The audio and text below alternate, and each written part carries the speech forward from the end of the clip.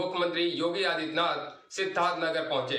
उन्होंने निर्माणाधीन medical college का निरीक्षण किया। अभी कुछ ही देर में वो वहां पे प्रेस कॉन्फ्रेंस करने जा रहे हैं। आइए आपको सीधे वहीं लिए चलते हैं।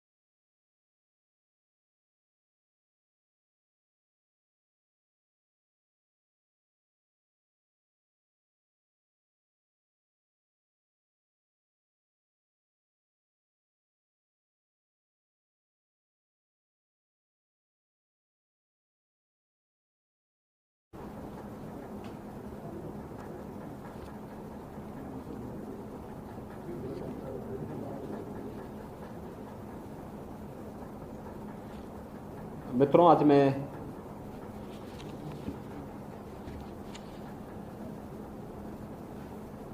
सिद्धार्थनगर जनपद के इस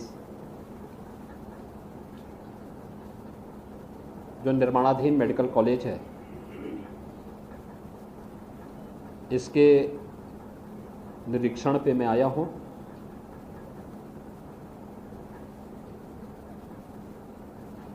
हम सब जानते हैं कि इस सत्र में 21-22 में इस मेडिकल कॉलेज समेत प्रदेश के 9 नए मेडिकल कॉलेजेस में प्रवेश की प्रक्रिया प्रारंभ होनी है। कोरोना महामारी के कारण इंस्पेक्शन में थोड़ी लेट हुई है। नेशनल मेडिकल काउंसिल की जो इंस्पेक्शन होना है वह प्रस्तावित है और उसके अप्रूवल के साथ इस प्रक्रिया को तेजी के साथ आगे बढ़ा करके नीट के माध्यम से 100 बच्चों की प्रवेश की क्षमता इस नए मेडिकल कॉलेज में यहाँ पर प्रस्तावित की जा रही है।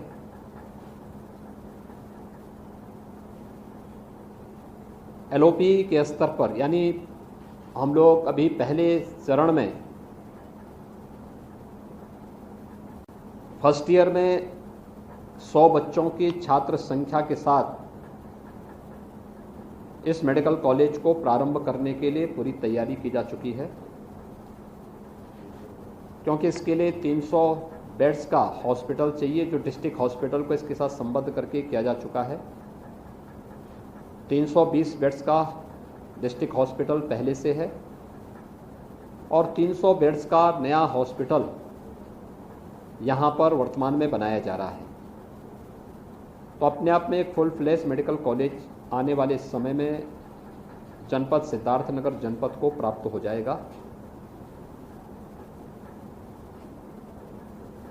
9 के 9 मेडिकल कॉलेजेज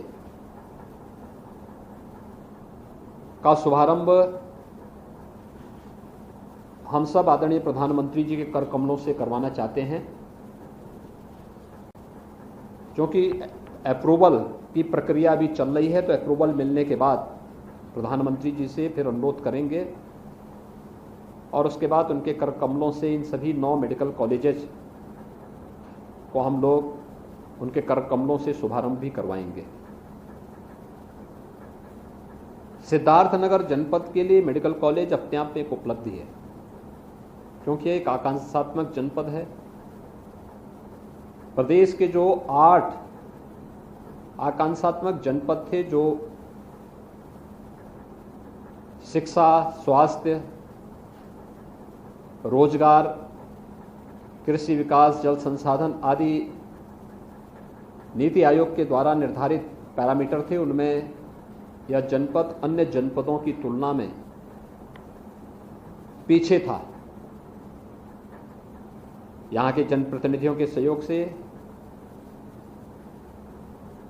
केंद्र और राज्य सरकार के द्वारा किए गए प्रयास का परिणाम स्वरूप सिद्धार्थनगर जनपद ने इस दौरान काफ़ी इसमें सुधार किया और मेडिकल कॉलेज अपने आप में विशेषज्ञ स्वास्थ्य सुविधा के लिए जाना जाता है। जिससे मेडिकल कॉलेज बनने के बाद बेहतरीन स्वास्थ्य सुविधा, विशेषज्ञ स्वास्थ्य की सुविधाएं न केवल जनपद वासियों को बल्कि आसपास के नागरिकों को और नेपाल से भी जुड़े हुए लोगों को भी इस सुविधा का लाभ प्राप्त होगा। यानी लगभग 30 लाख की आबादी इस मेडिकल कॉलेज से आच्छादित होगी और उनको इसका बेहतरीन लाभ प्राप्त होगा। मेडिकल कॉलेज बनाने का क्रम अगर हम आपको बताएं कि प्रदेश के अंदर 1947 से लेकर 2016 तक इन 70 वर्षों में मात्र 12 गवर्नमेंट मेडिकल कॉलेज बन पाए थे उत्तर प्रदेश में। और मुझे बताते हुए प्रसन्नता है कि 2016-17 के बाद विगत वर्ष हम लोगों ने 8 नए मेडिकल कॉलेजेस प्रारंभ किए थे, यानी कक्षाएं उसमें प्रारंभ की थी, जिसमें बस्ती, बहराइच, अयोध्या के मेडिकल कॉलेजेस थे। ऐसे 8 नए मेडिकल कॉलेजेस में विगत वर्ष हम लोगों ने कक्षाएं प्रारंभ की। 9 में इस बार हम प्रारंभ करने जा रहे हैं, जिसमें जनपद सिद्धार्थनगर का है। माधव बाबू के नाम पर हम लोग इस मेडिकल कॉलेज का निर्माण कर रहे हैं, श्री माधव प्रसाद त्रिपाठी जी के नाम पर। देवरिया मेडिकल कॉलेज देवराह बाबा के नाम पर उसे हम स्थापित कर रहे हैं।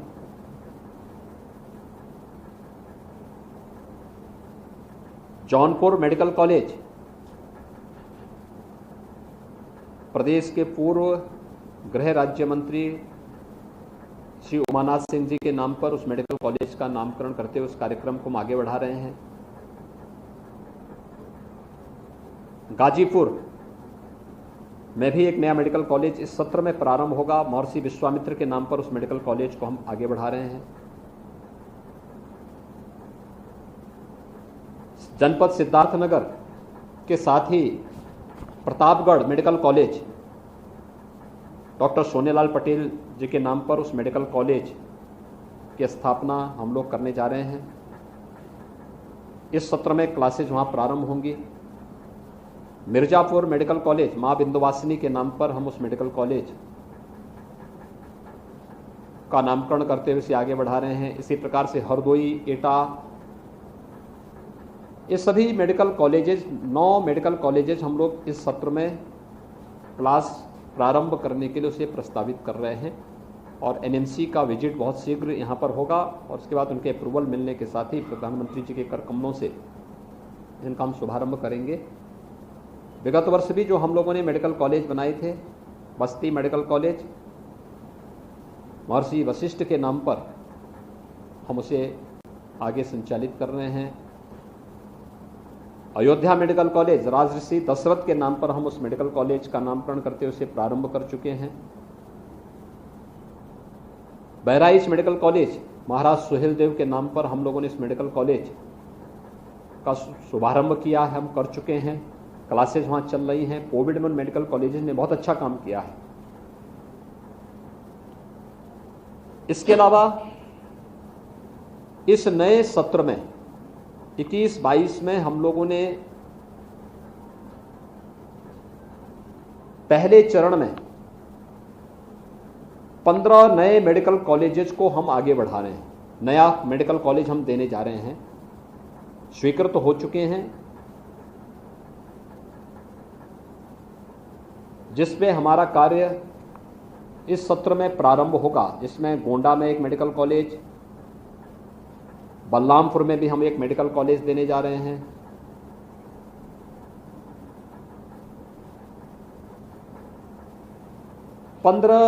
उन जनपदों में, जिन जनपदों में अब तक ये मेडिकल कॉलेजेस नहीं थे, आप अनुमान कर सकते हैं कि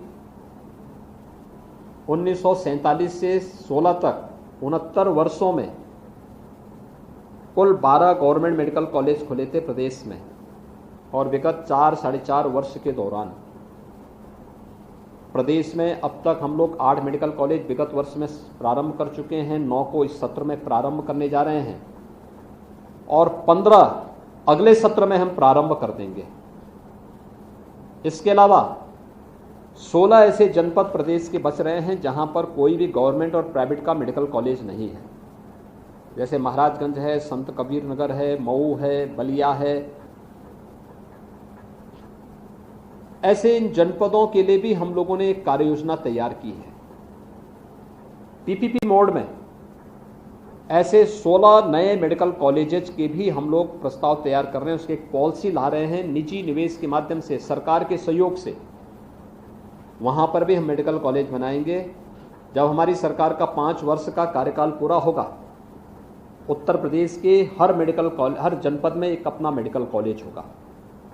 इसके अलावा हम आभारी हैं प्रधानमंत्री मोदी जी के कि उन्होंने प्रदेश को 2 एम्स भी दिए और दोनों विगत सत्र में क्लासेस प्रारंभ हो चुकी हैं, गोरखपुर एम्स में भी और रायबरेली एम्स में भी। एम्स विश्वस्तरीय स्वास्थ्य सुविधा का एक महत्वपूर्ण केंद्र होता है। गोरखपुर में एम्स ओपीडी प्रारंभ हो चुकी है विगत वर्ष ही और नए सत्र में यानी अक्टूबर तक हम उसे पूरा कंप्लीट कर लेंगे और कंप्लीट होने के बाद लगभग 1000 बेड्स का हॉस्पिटल के साथ अत्याधुनिक सुविधाओं से युक्त एम्स का लोकार्पण प्रधानमंत्री जी के कर कमलों से ही गोरखपुर में हम लोगों ने प्रस्तावित किया है।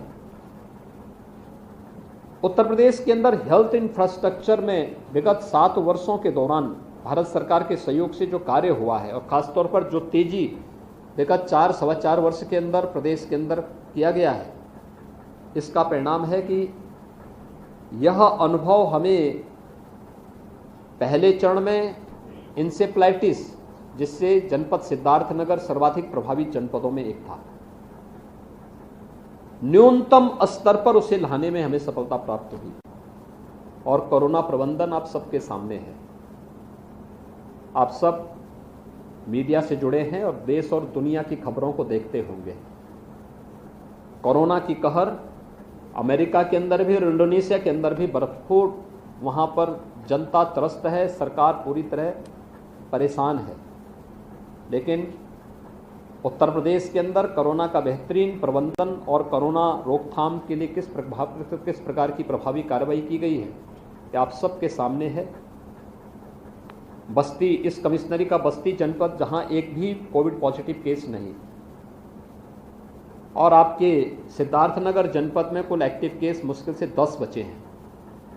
यानी ये चीजें दिखाती हैं हमारी जो कार्रवाई है वह बेहतर दिशा में आगे बढ़ रही है। ये हेल्थ इंफ्रास्ट्रक्चर बेहतर स्वास्थ्य सुविधा के साथ साथ स्वास्थ्य अवेयरनेस के भी एक महत्वपूर्ण केंद्र हैं। यहां पर पूरी तैयारियां चल रही हैं और एनएमसी के इंस्पेक्शन और अप्रूवल के साथ प्रधानमंत्री जी के कर कमलों से हम लोग इस मेडिकल कॉलेज का लोकार्पण प्रस्तावित कर रहे हैं।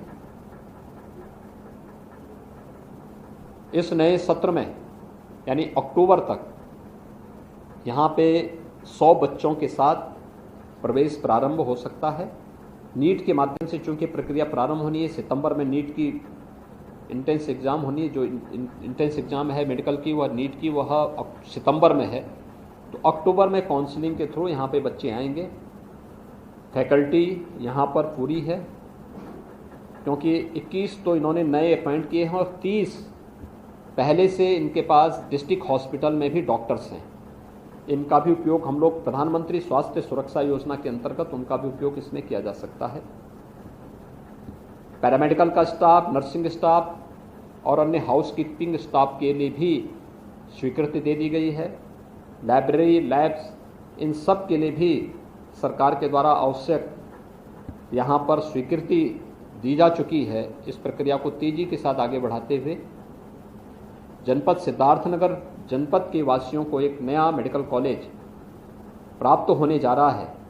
मैं अग्रिम बधाई जनपद वासियों को देता हूं और विश्वास व्यक्त करता हूं कि मेडिकल कॉलेज केवल उपचार का ही केंद्र बिंदु न बनेगा बल्कि स्वास्थ्य जागरूकता का भी एक महत्वपूर्ण केंद्र बनेगा और हम लोग उपचार से महत्वपूर्ण बचाव को मानेंगे। इस विश्वास के साथ मुझे यही बात आप सबसे कहनी थी। बहुत बहुत धन्यवाद।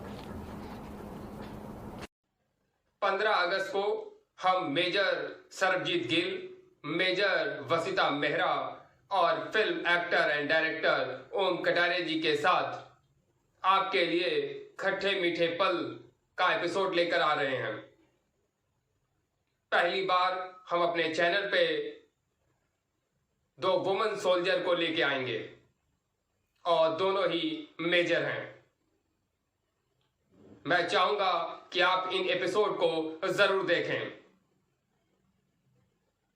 जय हिंद, जय भारत।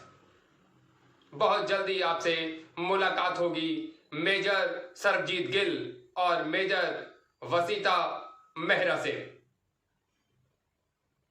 खबरों के लिए बने रहें। मैं अविनाश राजवंश। मिलते हैं एक छोटे से ब्रेक के बाद। कहीं मत जाइएगा, अभी हाजिर होते हैं। सुनिए ना। सुन रहा हूँ ना। आपको मेरा कितना ख्याल है। आज इस मौके पे जाके ना मुझे एहसास हुआ कि आप मुझे कितना चाहते हैं। अब ये दुआ मत करना ऐसे मौके बार बार आए। मगर आप इतने परेशान क्यों हैं? ये तो खुशी का मौका है ना। मैं समझ नहीं आ रहा मैं हंसूं के रोऊं कसम। आप ये क्यों नहीं सोचते कि हम ना एक नई जिंदगी को जन्म देने जा रहे हैं। छोटी सी जान जब आपको तोतली आवाज में दादी दादी करके पुकारेगी तो उसके साथ हम फिर से बच्चे नहीं बन जाएंगे? इस उम्र में ये बचपना ठीक लगेगा क्या पागल? आप हमेशा से बेटा चाहते थे ना, हो सकता है इस बार लड़का ही हो। हमारी बरसों की तमन्ना पूरी हो जाएगी। ये सब सोचकर कितना अच्छा लगता है। इस वक्त मैं ये सोच रहा था कि जब वो कॉलेज से निकलेगा तो मेरी उम्र 70 की होगी। दफन निकला, फेल होता रहा तो 5 साल और जोड़ लो। मैं तो तब तक सीताराम केसरी जैसा दिख रहा हूँ।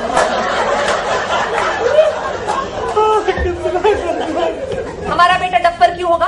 वो तो आपकी तरह होगा ना, बुद्धिमान होशियार, और शक्ल सूरत से भी ठीक ठाक ही होगा। और हो सकता है उसके घुंघराले बालों जैसे आपके कभी हुआ करते थे। हुआ ही करते थे। सच कहिए, आपने कभी सोचा था ऐसे होगा? आज के जमाने में इस उम्र में ये बातें भला कोई सोच सकता है? अब आपको एक और बात बताओ, आप नाराज तो नहीं होंगे ना? जुड़वा है क्या? ये अभी से कौन कह सकता है? मैं ना तो कुछ और ही कहने जा रही हूँ। जैसे डॉक्टर भैया की क्लिनिक से मैं बाहर निकली ना, मुझे ऐसे लगा जैसे जवानी के दिन वापस आ गए। एक अरसे के बाद मैंने ब्यूटी पार्लर में कदम रखा। खुश खबर सुनाने के लिए मैं इतनी बेचैन थी कि मैंने सबको बता दिया। हेयर ड्रेसर एक गोरी सी लड़की थी, बहुत ही फनी बातें करती थी। वो पता उसने क्या कहा? क्या? देखिए, अगर आप बुरा मानने वाले तो मैं नहीं बताऊंगी। हाँ, उसने मेरे बारे में कुछ कहा? नहीं, खास आपके बारे में नहीं, यूं ही बस मजाक में। क्या कहा? देखिए, कुछ देर के लिए कीजिए कि आप एक ब्यूटी पार्लर में बैठे, आपके आसपास खूबसूरत खिलखिलाती औरतें बैठी हुई, जिनमें से एक आपके बाल सवारी। इमेजिन कीजिए ना। राधा, कभी मैं ब्यूटी पार्लर गया हूँ तो इमेजिन कैसे करूँ? मैं भी तो कितने बरसों के बाद गई हूँ। आपने बताई नहीं मैं कैसी लग रही हूँ? मैं तब से देख रहा हूँ तुम अनस्टैंड बातें किए जा रही हो। उस लड़की ने मेरे बारे में कुछ कहा? उस लड़की ने ना हल्की सी सीटी मारी, गर्दन टेढ़ी की और कहा, बड़े मियाँ काफी शौकीन मालूम होते हैं, अभी भी काफी दम फम बाकी है। सारी औरतें हंस पड़ी, लेकिन सच पूछे तो वो आप पर नहीं हंस रही थी। सच पूछे तो कितना बड़ा कॉम्प्लीमेंट दिया उसने आपको। मजाक की बात थी, लेकिन मुझे आप पर बहुत गर्व हुआ। सच। आपको हंसी नहीं आ रही? हंस रहा हूँ मैं, मनी मनी। ये हंस रहे कि रो रहे? पता है मैं वापसी में क्या सोच रही थी कि हमारा स्पेयर बेडरूम है ना, उसे हम बच्चे की नर्सरी में कन्वर्ट कर देते। उसमें हम झूला डालेंगे, कमरों को ढेर सारे खिलौने से भर देंगे, कमरे की सारी दीवारों को ना गुलाबी रंग देंगे, जो देखेगा बस कितना अच्छा होगा ना। बहुत ही अच्छा होगा यार, बहुत ज्यादा ही। लेकिन इसमें खर्च काफी होगा। अरे खर्चे की तुम लोग क्यों चिंता करते हो बच्चे? खर्चे के लिए भगवान ने एक मर्द बनाया, सारा झक मार के करेगा खर्चा। फिर क्या मुझे थोड़े रुपए ला के दीजिए ना शॉपिंग के लिए। थोड़े यानी कितने? 40-50। ये थोड़े हैं, ये थोड़े हैं। मॉम्स, गौरी ने किचन में चूल्हा जलाया तो उसे हल्दी पाउडर नहीं मिल रहा है। मार से खींच के मारे और मार। कहाँ रखा है? अरे वही तो है, लेकिन वहाँ कहाँ? अरे बाबा किचन में। अरे लेकिन किचन में कहाँ? वो मसाले के डिब्बे के पास। मसाले के डिब्बे के पास। मसाले के डिब्बे, खाना तैयार हुआ कि नहीं? अभी तक शुरू कहाँ हुआ है? देखिए, आज के लिए ना मैं ही चली जाती हूँ किचन में। जल्दी आइए प्लीज। बिल्कुल नहीं, तुम्हें डॉक्टर पांडे ने आराम करने के लिए तुम वही करोगे। चलो यहाँ। वो तड़का, चलो। वो फ्राई, चलो हल्का सा। चलो हाथ उसका। न कम बखत लड़का लगना लड़की। अब यहाँ क्या खड़ी है बबली जाना? बबली मॉम, आप कुछ बोलती क्यों नहीं है? मैं बोलती हूँ बबली। आप भी? बबलू। बबलू लू बबलू। क्या हुआ?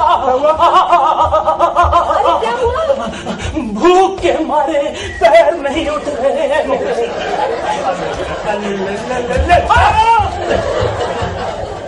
मेरी बात मानिए ना, आज के लिए मैं ही चली जाती। बिल्कुल नहीं, इन लोगों को काम करने की आदत पड़नी चाहिए और आज के बाद रुपए पैसे काम काज की चिंता नहीं करना इसके लिए। Really? What to say? अरे आप ऊपर जा रहे हैं?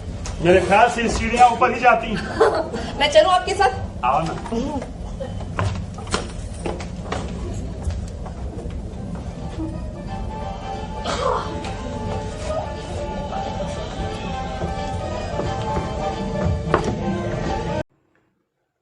मुख्यमंत्री योगी आदित्यनाथ अभी कुछ ही देर में अयोध्या पहुंच रहे हैं और वे वहां पे मेडिकल कॉलेज का निरीक्षण भी करेंगे और साथ में हनुमानगढ़ी और रामलला के दर्शन भी करेंगे।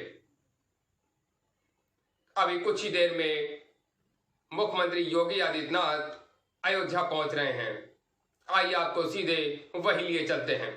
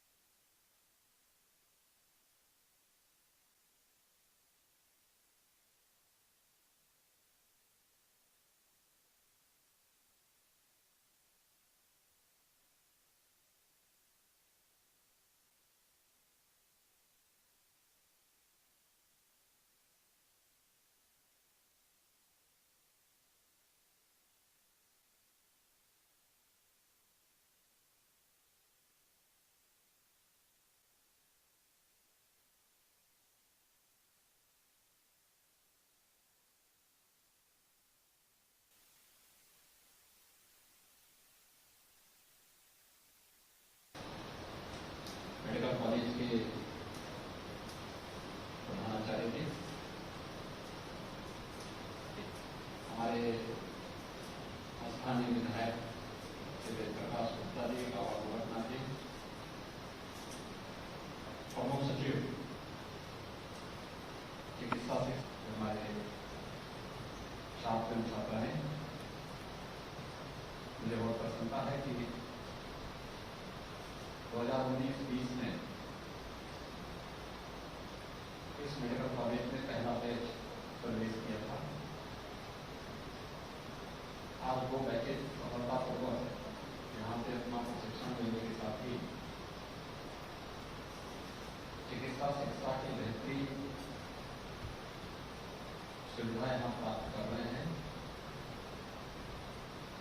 और हर बैच इस सत्र में यहाँ पर अक्टूबर तक आ जाएगा।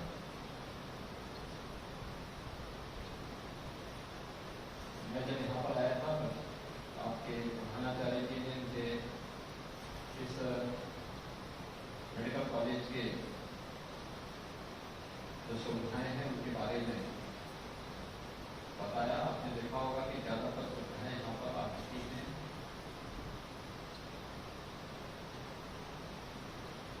और शासन की मंशा भी यही है कि हम बेहतरीन सुविधाएं देकर के हेल्थ इंफ्रास्ट्रक्चर को और मजबूत कर सकें। हम सब जानते हैं पिछले 1.5 वर्ष से पूरी दुनिया इस सदी की सबसे बड़ी महामारी को झेल रही है। हमारे हेल्थ वर्कर्स ने बहुत अच्छा काम किया है। जनप्रतिनिधियों प्रशासन के साथ, कोरोना वॉरियर्स के साथ मिलकर के भारत जैसे देश में जिसके लिए सबसे विकट समय था, सफलतापूर्वक इस सदी की सबसे बड़ी महामारी का सामना करते थे। हमने कोरोना की 2 लहर को लगभग नियंत्रित कर दिया। विशेषज्ञों ने जो थर्ड वेव की चर्चा की है, आशंका व्यक्त की है, इसके लिए भी सरकार की तैयारियां चल रही हैं। इस महामारी ने हमें बहुत कुछ सीखने और जानने का अवसर दिया। एक कि बीमारी में बचाव सर्वोत्तम उपाय है। मेडिकल कॉलेज केवल मेडिकल एजुकेशन और विशेषज्ञ स्वास्थ्य सुविधा का एक केंद्र नहीं होता है, बल्कि मेडिकल कॉलेज को हेल्थ अवेयरनेस का भी केंद्र बिंदु बनना चाहिए। क्योंकि उपचार से मृत्यु को बचाओ और हम एक बड़ी मानव ताकत को बीमारी की चपेट में आने से बचा सकते हैं, जो भारत ने सफलतापूर्वक कोरोना महामारी के दौरान करके दिखाया। केवल जब हम उपचार पर फोकस करते हैं तो हमारे परिणाम वैसे ही आते हैं जैसे यूरोप और अमेरिका की थे। आप देख रहे हैं अमेरिका की आबादी, अमेरिका दुनिया की सबसे बड़ी ताकत है, उसका हेल्थ इंफ्रास्ट्रक्चर अमेरिका या यूरोप का भारत से बहुत अच्छा है। लेकिन अवेयरनेस की बजाय उन्होंने उपचार पर ज्यादा फोकस किया, तो वे फेल हुए। भारत की 1/4 आबादी है अमेरिका की। भारत से अच्छा हेल्थ इंफ्रास्ट्रक्चर है अमेरिका की, लेकिन भारत से 1.5 गुना मौतें हुई हैं अमेरिका में। ये दिखाता है कि केवल हेल्थ इंफ्रास्ट्रक्चर से हम लक्ष्यों को प्राप्त नहीं कर सकते। बीमारी से बचाव के प्रति जागरूकता एक बहुत बड़ा अभियान चल सकता है। मेडिकल कॉलेजेस को उसका एक केंद्र बिंदु बनाना। छोटी छोटी चीजें आपने देखा होगा, अयोध्या है, यहाँ पर आप बहुत ज्यादा आप इससे परिचित नहीं होंगे, लेकिन जो छात्र या जो फैकल्टी मेंबर्स ईस्टर्न यूपी में गोरखपुर और बस्ती कमिश्नरी में काम किए होंगे, वहां पर 1977 में इंसेफ्लाइटिस मस्तिष्क ज्वर नाम की बीमारी आई और उस बीमारी से 1977 से लेकर 2017 तक और वर्ष 1200, 1500, 2000 तक मौतें होती। 1 से 15-16 वर्ष तक के बच्चे इसकी चपेट में आते। 1977 से 1998 तक तो किसी सरकार ने इसका संज्ञान भी नहीं दिया था। 1998 में जब मैं सांसद बना तो मैंने इस मुद्दे को संसद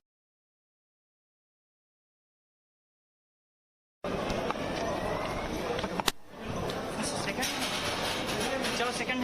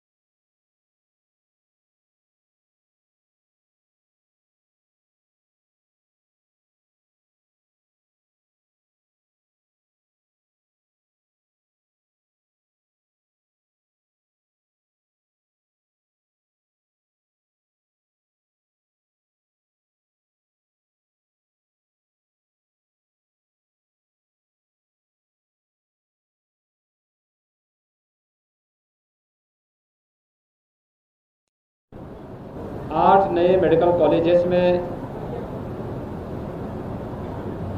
मेडिकल के छात्रों को प्रवेश देने के लिए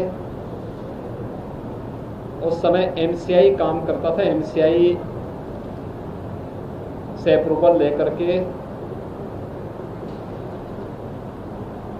उन 8 मेडिकल कॉलेजेस को प्रारंभ किया था, जिसमें अयोध्या का यह मेडिकल कॉलेज भी था।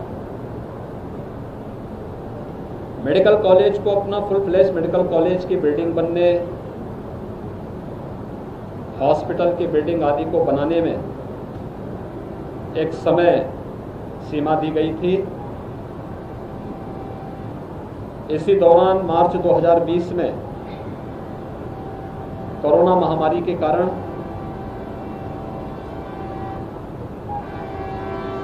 डेडिकेटेड कोविड हॉस्पिटल के रूप में मेडिकल कॉलेज के इस हॉस्पिटल का उपयोग करना पड़ा और इसने अपनी बेहतरीन सेवा यहां पर देने का प्रयास किया। नया मेडिकल कॉलेज होने के बावजूद यहां पर कोविड पेशेंट के लिए आरटीपीसीआर की लैब भी बनाई गई, जहां पर प्रतिदिन 3000 से अधिक टेस्ट करने की क्षमता वर्तमान में है। हम सब जानते हैं कि उत्तर प्रदेश मार्च 2020 में जब कोरोना की आहट हुई थी, तब प्रदेश में कोई भी लैब नहीं थी।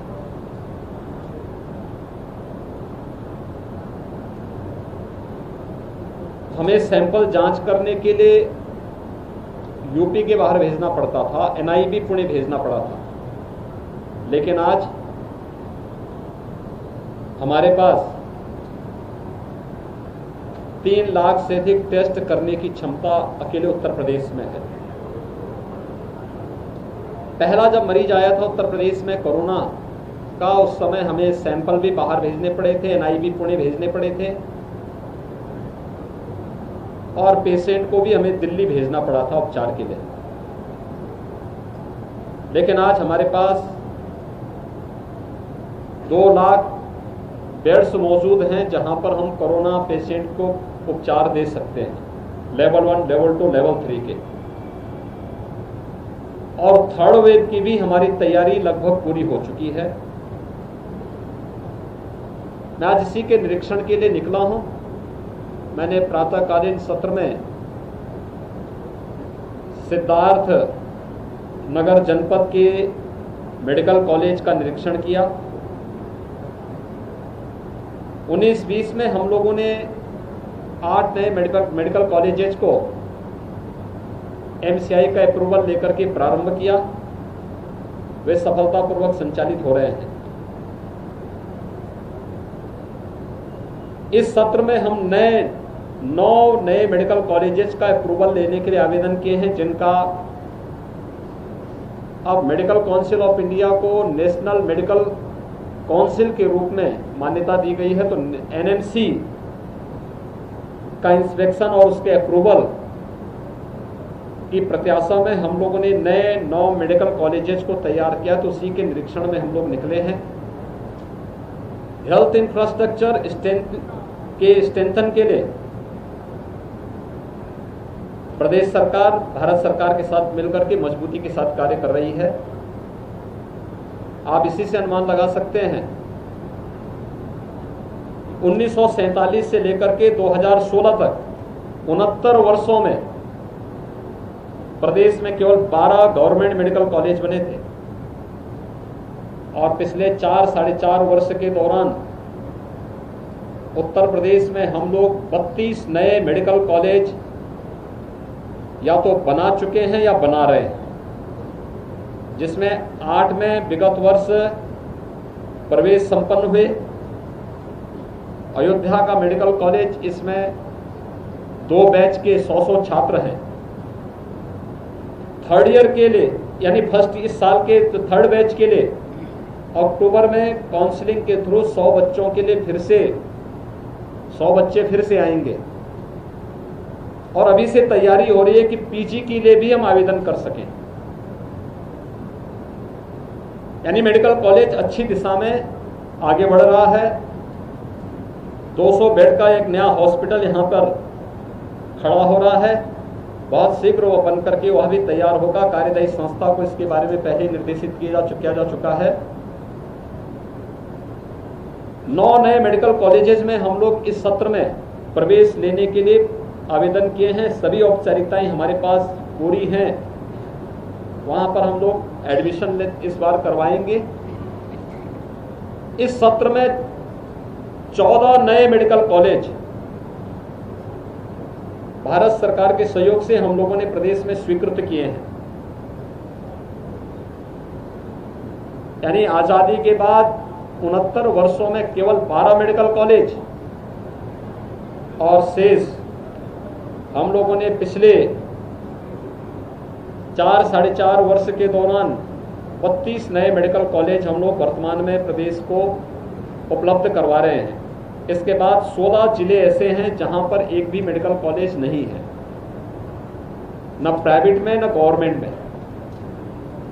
उसके लिए भी हम लोग एक पॉलिसी लेकर के आ रहे हैं। सरकार और निजी क्षेत्र मिलकर के वहां पर मेडिकल कॉलेज यानी पीपीपी मोड में हम वहां पर मेडिकल कॉलेज स्थापित करने के लिए अपनी एक पॉलिसी लेकर के आ रहे हैं। और हमारा प्रयास है कि उन 16 जनपदों में भी दिसंबर से पहले एक मेडिकल कॉलेज के लिए हम अपनी सहमति और स्वीकृति दे करके उस कार्यक्रम को आगे बढ़ा सकें। 14 नए मेडिकल कॉलेज जो हमारे आ रहे हैं, इसको लेकर के देश के अंदर किसी भी राज्य के पास सर्वाधिक मेडिकल कॉलेज होंगे वो उत्तर प्रदेश होगा। जिस उत्तर प्रदेश का हेल्थ इंफ्रास्ट्रक्चर सबसे कमजोर माना जाता था, आज उत्तर प्रदेश इसमें नंबर 1 पर आ रहा है। और अयोध्या का ये मेडिकल कॉलेज यहाँ पर अच्छी सेवा दे रहा है। फैकल्टी यहाँ पर पूरी है। यहाँ पर लाइब्रेरी, लैब्स अच्छा काम कर रही हैं। ब्लड बैंक आदि का भी निरीक्षण मैंने अभी किया है। हॉस्पिटल में जो यहाँ पर पेशेंट भर्ती हैं उनका भी मैंने हालचाल लिया है। कॉलेज की एडमिनिस्ट्रेटिव और एकेडमिक बिल्डिंग का मैंने निरीक्षण किया है। मुझे विश्वास है कि आने वाले समय में यहाँ पर कुछ अन्य बेहतर सेवाएं अयोध्या वासियों को यहाँ के जनप्रतिनिधियों की भावनाओं के अनुरूप उपलब्ध हो सके। इसके लिए सरकार अपने स्तर पर पूरा प्रयास करेगी। कोरोना महामारी के दौरान यहाँ के जनप्रतिनिधियों ने हेल्थ वर्कर्स के साथ, प्रशासन के साथ मिलकर के जो अच्छा परिणाम लाने का प्रयास किया, वह मैं इसके लिए उन सब का अभिनंदन करता हूं।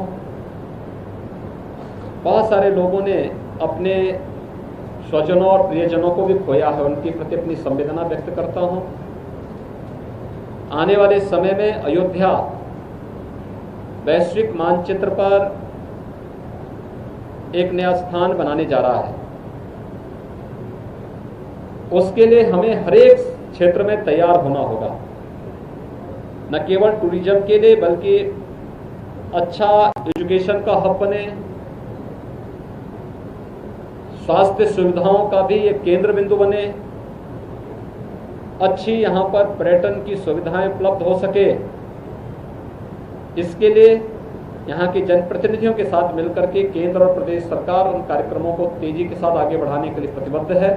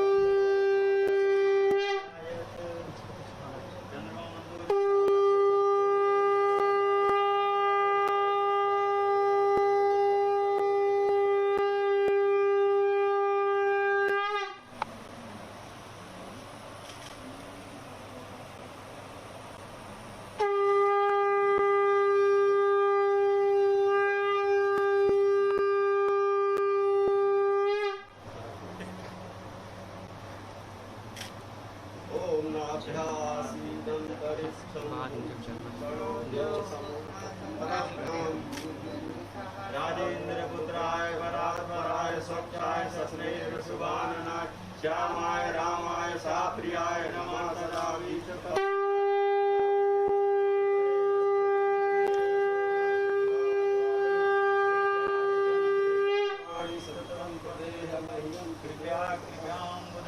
मंत्रार्था सफला संतु पूर्णः संतु मनोरथा संपूर्णं भयनाशस्तु विप्राणां मुदस्तु।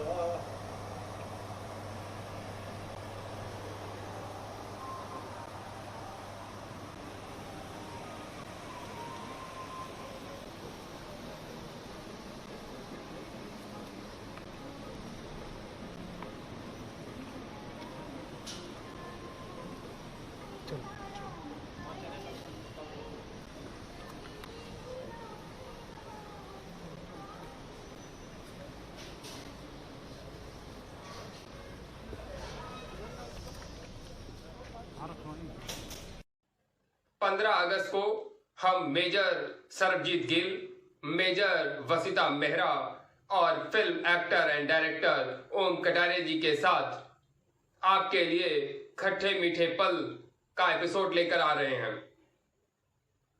पहली बार हम अपने चैनल पे दो वुमेन सोल्जर को लेके आएंगे और दोनों ही मेजर हैं।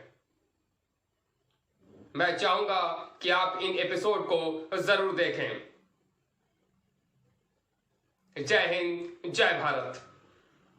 बहुत जल्दी आपसे मुलाकात होगी मेजर सरबजीत गिल और मेजर वसीता मेहरा से।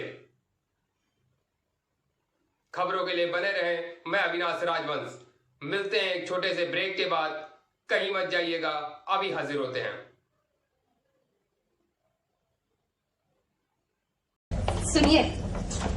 सुनिए ना। सुन रहा हूँ ना। आपको मेरा कितना ख्याल है। आज इस मौके पे जाके ना मुझे एहसास हुआ कि आप मुझे कितना चाहते हैं। अब ये दुआ मत करना ऐसे मौके बार बार आए। मगर आप इतने परेशान क्यों हैं? ये तो खुशी का मौका है ना। मैं समझ नहीं आ रहा मैं हंसूं के रोऊं कसम। आप ये क्यों नहीं सोचते कि हम ना एक नई जिंदगी को जन्म देने जा रहे हैं। छोटी सी जान जब आपको तोतली आवाज में दादी दादी करके पुकारेगी तो उसके साथ हम फिर से बच्चे नहीं बन जाएंगे। इस उम्र में ये बचपना ठीक लगेगा क्या पागल? आप हमेशा से बेटा चाहते थे ना, हो सकता है इस बार लड़का ही हो। हमारी बरसों की तमन्ना पूरी हो जाएगी। ये सब सोचकर कितना अच्छा लगता है। इस वक्त मैं ये सोच रहा था कि जब वो कॉलेज से निकलेगा तो मेरी उम्र 70 की होगी। दफन निकला, फेल होता रहा तो 5 साल और जोड़ लो। मैं तो तब तक सीताराम केसरी जैसा दिख रहा हूं।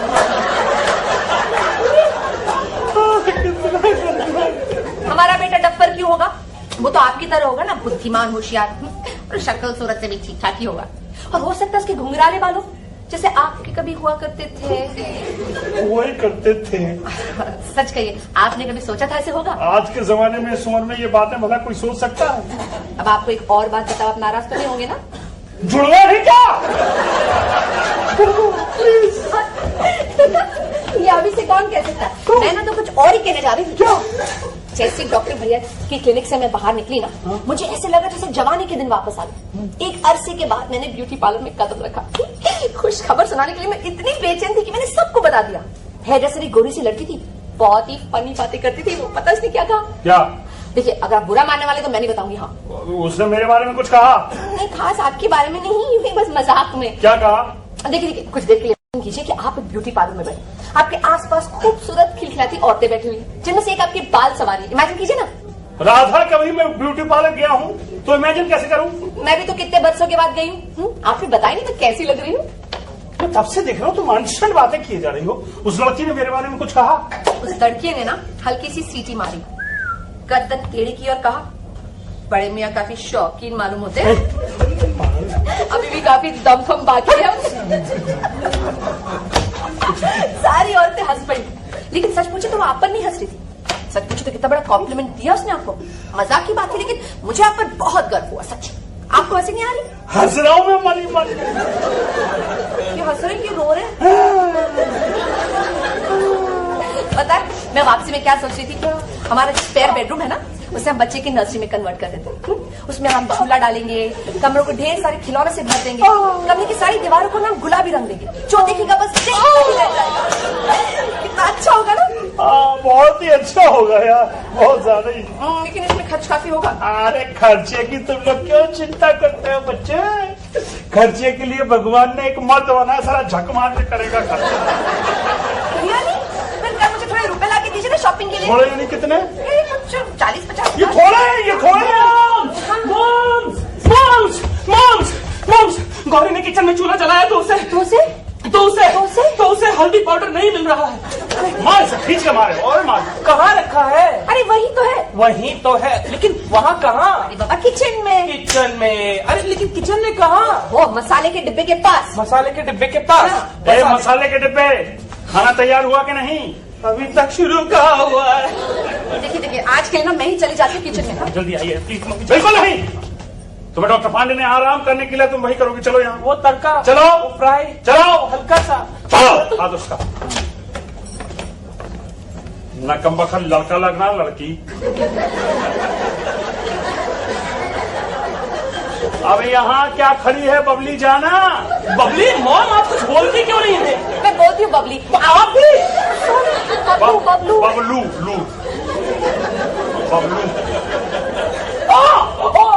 क्या हुआ? अरे क्या हुआ? भूख के मारे पैर नहीं उठ रहे हैं मेरे।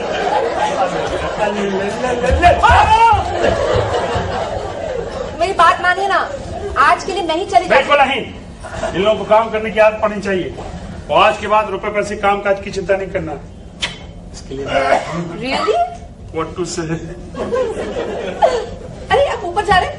मेरे ख्याल से सीढ़ियां ऊपर ही जाती हैं। मैं चलूं आपके साथ? आओ ना।